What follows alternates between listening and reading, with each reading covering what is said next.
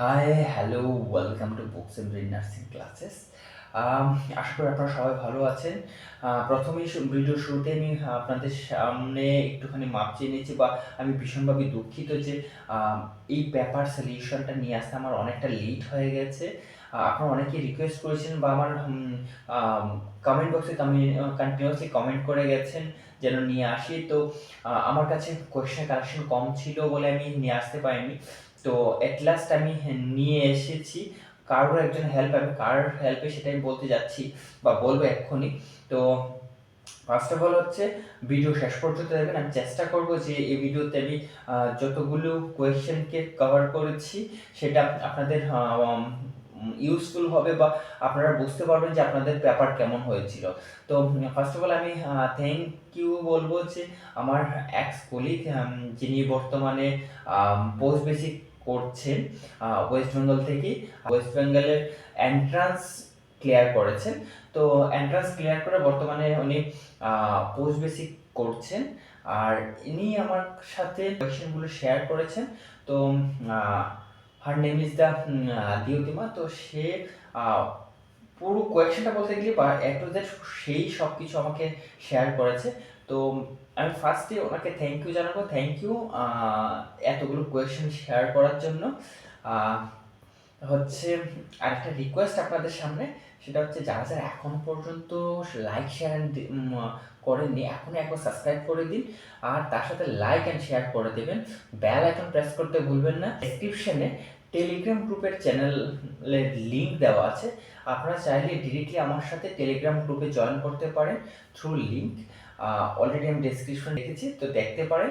আর তাছাড়া হচ্ছে দেরি করব না, আমি শুরু করে দিই আজকে পেপার সলিউশন। তার আগে ছোট একটা বলবো কথা, যে রেজাল্ট যতদিন না আসে আপনারা সবাই কন্টিনিউয়াসলি ইন্টারভিউ প্রিপারেশন নিন, কন্টিনিউয়াসলি পড়াশোনা করুন। তার কারণ হচ্ছে আপনারা দেখতেই পাচ্ছেন বিএসসি অলরেডি রেজাল্ট চলে এসেছে, আর বেশি দিন বাকি নেই যে আপনাদের রেজাল্ট চলে আসবে। তো ইন্টারভিউর পর যদি আপনি কোনো কারণে সিলেকশন থেকে একটুখানি স্লিপ খেয়ে যান, তখন যেন রিগ্রেট না হয় যে আমি যদি ইন্টারভিউটা একটু ভালো দিতাম বা একটু পড়াশুনো করতাম তাহলে হয়তো ইন্টারভিউটা ভালো হতো বা আমি হয়তো জবটা পেয়ে যেতাম। এই রিগ্রেটটা যেন না থাকে তার জন্য আজ থেকে প্রিপারেশন শুরু করে দিন। খুব তাড়াতাড়ি আপনাদের রেজাল্ট আউট হবে। আর তার সাথে কী হবে বলুন তো, তার সাথে আপনাদের ইন্টারভিউরও ডেট চলে আসবে। তো ইন্টারভিউর জন্য অবভিয়াসলি আমি রয়েছে আপনাদেরকে সবাইকে হেল্প করব। আমি নেক্সট বিএসসি বা জিএনএম যারা যারা আপনারা দেখছেন, তো আমি আপনাদের জন্য অবভিয়াসলি সব কিছু নোট বা আমি সব কিছু চেষ্টা করবো আপনাদেরকে প্রোভাইড করার জন্য। আর আশা করি এই ভিডিওটা আপনাদের পছন্দ হবে, শেষ পর্যন্ত দেখবেন। তো চলো স্টার্ট করি। একটা কোয়েশ্চেন এসেছিল হ্যান্ড হাইজিন নিয়ে। তো হ্যান্ড হাইজিন করার পর কী ধরনের কী হয় ট্রান্সমিশন বা কী ধরনের ব্রেক হয়, ইনফেকশন কন্ট্রোলের যে সাইকেল রয়েছে সেই সাইকেলে কী ব্রেক হয়। তো তার মধ্যে অনেকগুলো অপশন রয়েছে। হোপফুলি আপনাদের কাছে মোড অফ ট্রান্সমিশন অপশন রয়েছিল, দেন পোর্টাল অফ এন্ট্রি অপশন রয়েছিল, পোর্টাল অফ এক্সিট অপশনে রয়েছিল, দেন হচ্ছে ইনফেকশন সেই অপশনে ছিল। তো উত্তর কী হবে? উত্তর হবে মোড অফ ট্রান্সমিশন। এখানে সবগুলোর সাথেই লিঙ্ক রয়েছে, কিন্তু যেটা প্রাইমারিলি উত্তর হবে সেটা হচ্ছে the primary break the transmission of bacteria, virus and fungus infection by targeting the mode of transmission. Mode of ট্রান্সমিশনকে টার্গেট করে সেটা। তো ফার্স্ট উত্তরটা কি হবে? Is the mode of transmission. Okay, চলো নেক্সট কোয়েশ্চেন দেখে নিই। Is the diet. ডায়েট থেকে একটা কোয়েশ্চেন এসছে। তো এ পিউরিন ডায়েট। তো পিউরিন ডায়েট থেকে বলা হয়েছে যে পিউরিন ডায়েটে মেইনলি কিসে ফোকাস করা হয়, বা আমি টোটাল ডিসকাস এখানে লিখে রেখেছি দেখুন। A purine diet often called a low purine diet focus on the limiting force high in purines to lower the uric acid level. Uric acid লেভেলকে ডিক্রিজ করার জন্য, which help manage condition like gut or kidney stone by preventing the flare-ups and crystal buildup. These involving avoiding and reducing the organ meats, red meat and certain seafoods, sugary drinks and alcohol, while emphasizing the fruits, vegetables, eggs, nuts and low fat dietary. Okay, চলুন next question is the staff performance. Staff পারফরমেন্সে কী বলা হয়েছিল, কোনো একজন nurse manager কোনো একজন স্টাফের বা জুনিয়র স্টাফের কী করছেন, মিড অফ দ্য ইয়ার বা বছরের মিডলে উনি অ্যানালাইসিং করছেন তার পারফরমেন্স। তো সেটাকে কি বলা হয়? তো উত্তর হচ্ছে a nurse manager is analysing কি staff performance in the mid of the year is conducting the a performance of appraisal. তো এটাকে কি বলা হয়? is the performance of appraisal. Okay, fine. চলো next question is the NMPH. Okay, the India launched the National Mental Health Program. Okay, তো national mental প্রোগ্রামে launch যদি বলে থাকে যে কবে লঞ্চ হয়েছিল, সেটা হবে 1982। যদি বলা হয় যে অ্যাক্ট কবে পাস হয়েছিল, সেটা 1987-এ পাস হয়েছিল। And district mental health program কবে ইন্ট্রোডিউস হয়েছিল ডিস্ট্রিক্ট লেভেলে, সেটা হচ্ছে 1996। ওকে, চলো next question in the Erikson stage of psychological. তো ইরিকসন স্টেজে অনেকগুলো রয়েছে। তো আপনাদেরকে হয়তো কোয়েশ্চেন দেওয়া হয়েছিল যে 8 years old এ বয় বা গার্ল চিলড্রেন, ওকে, তো তার কোন স্টেজে আসবে? তো এখানে দেখুন বলা হয়েছে Erikson stage the psychosocial development the outline the 8 universal stage. Total 8খানা ইউনিভার্সাল স্টেজ রয়েছে, তার মানে আমি 5টা এখানে পুট করেছি, আরও 3টে রয়ে গেছে। From the infancy to older age. তো first is the trust versus mistrust. কাদের হচ্ছে? ইনফ্যান্সিতে হচ্ছে the birth to 18 month। Okay, then second is the autonomy versus shame and doubt. Fine, তো সেটা কাদের? টডলারহুড, ইয়ার কত? সেটা হচ্ছে 18 month থেকে 3 years পর্যন্ত। ফাইন, দেন ইনিশিয়েটিভ ভার্সেস গিল্ট। তো কাদের? সেটা হচ্ছে প্রিস্কুলার, 3 to 5 years ওল্ড বেবিদের বা বাচ্চাদের বা পিডিয়াট্রিক এজ গ্রুপদের ধরা হয়। দেন হচ্ছে ইন্ডাস্ট্রি ভার্সেস ইনফেরিয়রিটি। ওকে, তো সেটা school age 6 to 11 age.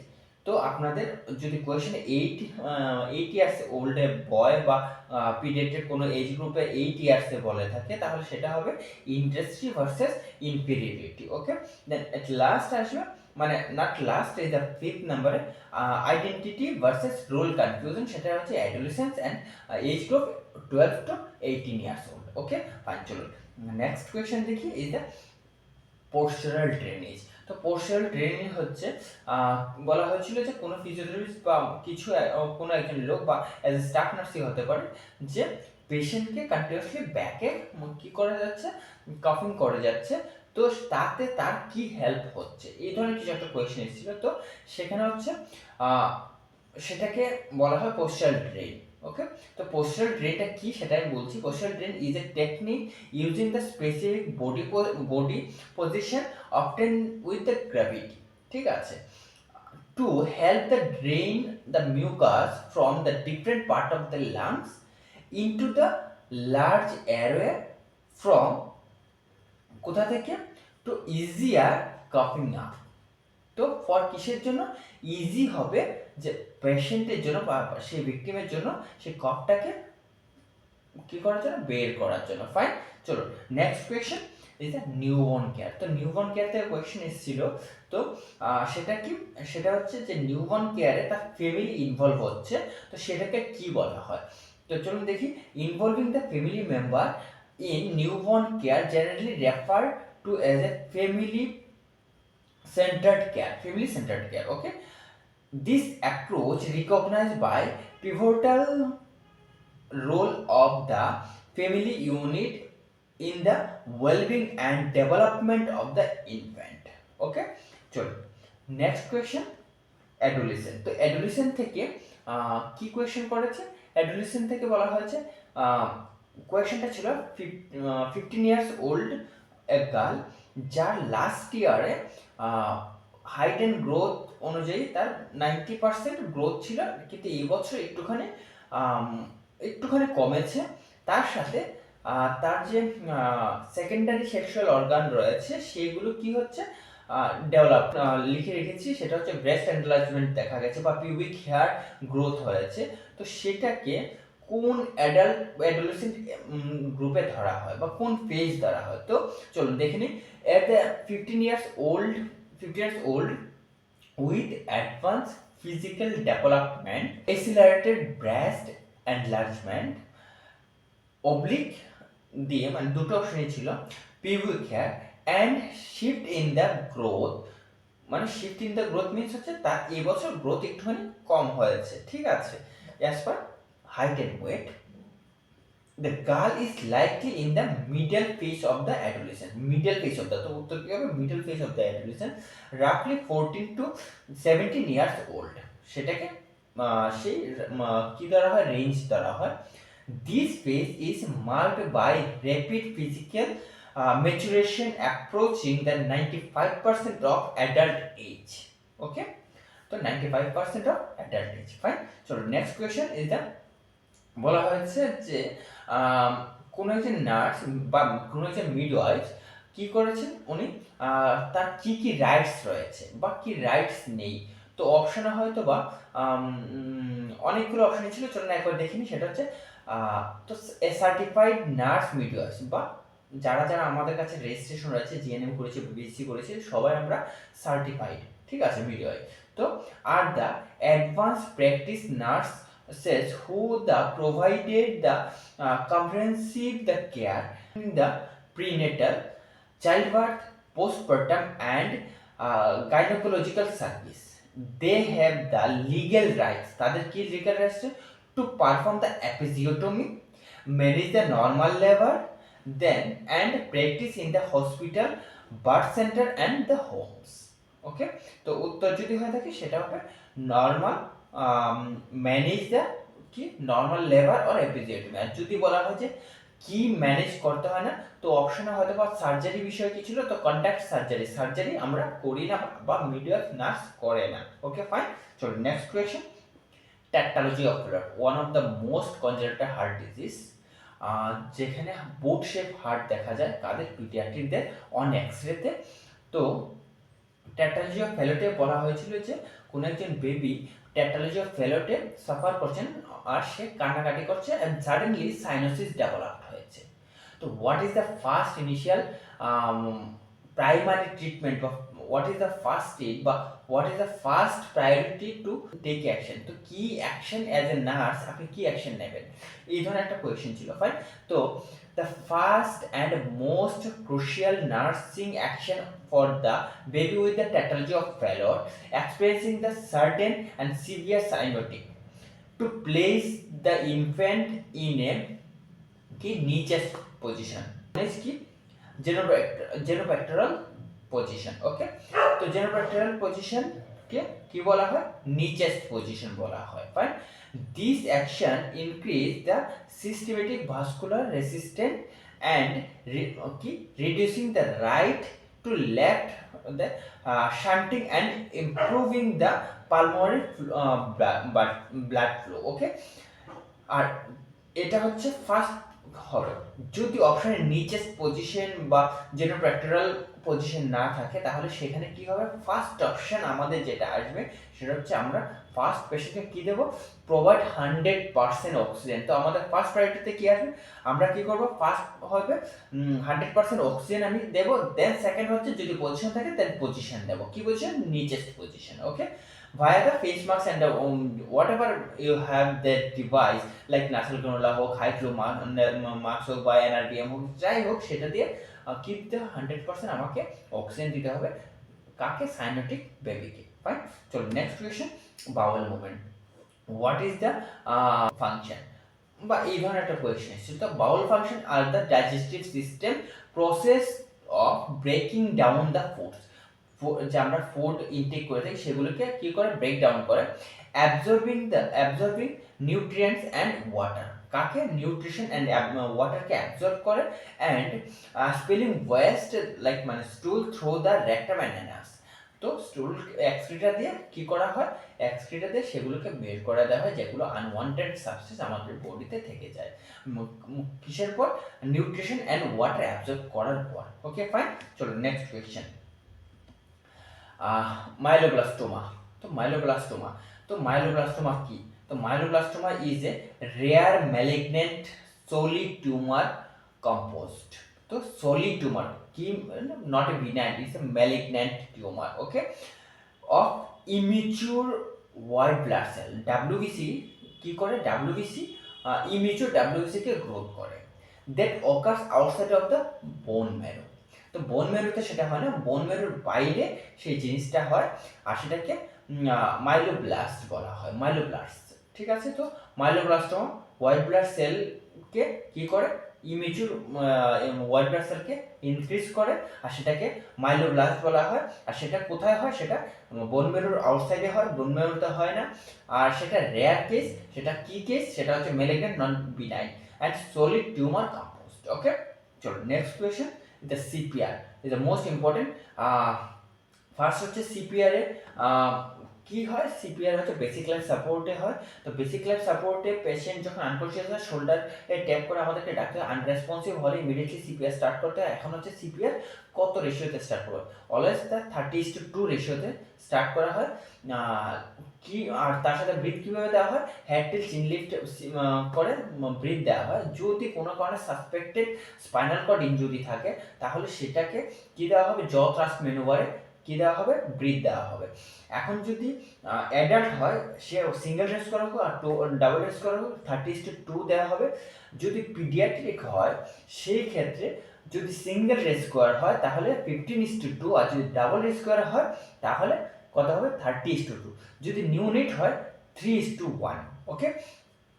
Then every breathe কত মিনিটে দিতে হবে?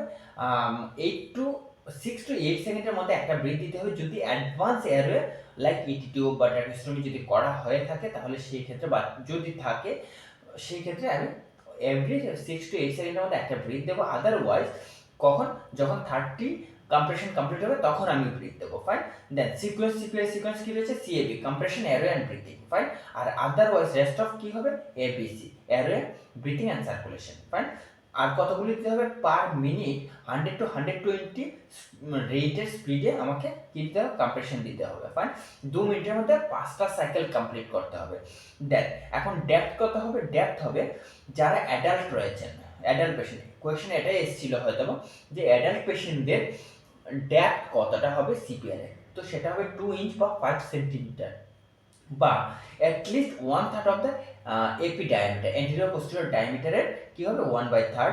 আর যদি সেটা নিউনেট বা পিডিয়াট্রিক হয়ে থাকে, চিলড্রেন হয়, চিলড্রেনদেরও সেম 2 to 5 ইঞ্চ হয়ে থাকে, 2 ইঞ্চ বা 5 সেন্টিমিটার হয়ে থাকে। যদি পিডিয়াট্রিক মানে নিউনেট হয় বা ইনফ্যান্ট হয়, তাদের ক্ষেত্রে কি হবে? 1.5 ইঞ্চ হবে, ফাইন, বা 4 সেন্টিমিটার ওদেরকে ডেপথ দেওয়া হয়, ফাইন। দেন এখন হচ্ছে পালস কোথায় চেক করি? এই কোয়েশ্চেনগুলো আপনাদের ইন্টারভিউতে কাজে আসতে পারে, ফাইন। পালস কোথায় চেক করি? আমরা হচ্ছে ক্যারোটিড পালস চেক করি বড়দের জন্য, মানে অ্যাডাল্টের জন্য। বাচ্চাদের জন্য ব্রেকিয়াল পালস চেক করি, ফাইন। আর নিউনেটদের জন্য অ্যাপিক্যাল পালস চেক করি। আর হচ্ছে আমাদের ক্যারোটিড পালস কোথায় থাকে? হেডটাকে একটুখানি টার্ন করি, তাহলে কি হবে? একটা মাসেল কি হবে? পালপেবল একটা মাসেল বেরিয়ে আসবে, সেটাকে বলা হয় স্টার্নোক্লিডোমাস্টয়েড মাসেল। তো দুটোর মাঝখানে, মানে ট্রাকিয়া অ্যান্ড স্টার্নোক্লিডোমাস্টয়েড মাসেলের মাঝখানে যে গ্রুপ রয়েছে, মানে গর্ত রয়েছে, সেখানে কি পাওয়া যাবে? সেখানে ক্যারোটিড পালস পাওয়া যায়, ফাইন। চলো নেক্সট কোয়েশ্চেন, এটা কি বলা হয়েছে? ইউটেরাস। ইউটেরাস থেকে কোয়েশ্চেন এসেছিল যে ইউটেরাসের কোন লেয়ারে কি হয়ে থাকে? ব্লাড সার্কুলেশন হয়ে থাকে, নার্ভ সার্কুলেশন থাকে, ফাইন। তো যদি এই ধরনের কোয়েশ্চেন থাকে, তাহলে আমি বলবো যে 3টে পার্টে নার্ভ অ্যান্ড ব্লাড সার্কুলেশন হয়ে থাকে। ব্লাড সার্কুলেশন হয়ে থাকে, হয়ে আছে বলে মাসল ইজ স্টেবল। যদি ব্লাড সার্কুলেশন না কাট ডাউন হয়ে যেত, মাসল অলরেডি কি হয়ে যেত? পচে গলে যেত, নষ্ট হয়ে যেত, ফাইন। তো এখন কথা হচ্ছে, যেহেতু বলা হচ্ছে কোন লেয়ারে, দ্যাট মিনস আমাকে হাইয়েস্ট প্রায়োরিটিতে নিতে হবে। তো উত্তর কি হবে? এন্ডোমেট্রিয়াম। এন্ডোমেট্রিয়াম হচ্ছে ইনার লেয়ার, ইনার লেয়ারে সবচেয়ে বেশি হয়। দেখুন আমি মায়োমেট্রিয়ামও লিখে রেখেছি, পুরো জিনিসটা আপনারা পড়তে পারেন। তো এন্ডোমেট্রিয়ামে দেখুন আমি লিখে রেখেছি, this layer which is shed the during the menstruation, okay, also the richly, fine, richly supplied with the blood vessels and nerves. তো ব্লাড ভেসেলস এর নার্ভ সবচেয়ে বেশি কোথায় থাকে সেটা হচ্ছে এন্ডোমেট্রিয়াম। ওকে, তো উত্তর হবে এন্ডোমেট্রিয়াম। অ্যান্ড মায়োমেট্রিয়ামে অলসো থাকে, অ্যান্ড পেরিমেট্রিয়ামেও থাকে। ফাইন, চলো নেক্সট কোয়েশ্চেন। স্ক্রিনটা একবার ভালো করে পড়ে নিন, তাহলে সম্পূর্ণটা বুঝে যাবেন। ফাইন, চলো কোয়েশ্চেন ছিল CD4 and CD8, mainly hopefully CD4 সেলের বা CD8 সেলের কাউন্ট জিজ্ঞেস করে, নর্মাল কাউন্ট। তো normal healthy range of the adults are the generally 500 to 1500 cell mole কি হবে ফর সিডি সেল। সিডি সেলের জন্য 1500 থেকে কত হবে 15000 সেল পার মিউল। ওকে, দেন আর CD8 সেলের জন্য কি হবে, CD8 সেলের জন্য 150 থেকে 1000 সেল পার মোল। ওকে, সেটাকে মিউ অ্যান্ড এল লেখা হয়, মিউ। ফাইন, চলুন আর রেশিও কি থাকবে, রেশিও টপিক্যালি 1:1 অ্যান্ড 3:1 রেশিওতে থাকে। ফাইন, দেন এখন যে কোয়েশ্চেনটা ইম্পর্টেন্ট আপনাদের, সেটা হচ্ছে this count indicate the strong immune system and আর use to monitor HIV patient. HIV পেশেন্টদের কাউন্ট চেক করা হয় কেন, ইমিউন সিস্টেমটা কি লেভেল রয়েছে সেটাকে চেক করার জন্য। While CD4 count often the drop, কাদের ক্ষেত্রে, যখন ইমিউনি কম্প্রোমাইজ পেশেন্ট হবে লাইক এইডস, এইচআইভি এই ধরনের পেশেন্ট, তাদের কি হবে CD4 কাউন্ট কম হবে। ফাইন, চলো নেক্সট কোয়েশ্চেন। হিমলিচ ম্যানোভার, হিমলিচ ম্যানোভার থেকে দুটো কোয়েশ্চেন এসেছে। এক বলা হয়েছে যে কোনো পেশেন্ট খাবার খাচ্ছে, তখন অবস্ট্রাকশন হয়েছে গলা বা গলায় ফুড পার্টিকেলস আটকে গেছে, তখন আপনি কি করবেন, তো সেক্ষেত্রে কি দেওয়া হবে, হিমলিচ ম্যানোভার দেওয়া হবে। ফাইন, দ্য হিমলিচ ম্যানোভার বা অ্যাবডোমিনাল থ্রাস্ট বলা হয় is a life saving the first aid technique use to the treat upper airway obstruction by forcing the tap the air out of the lung.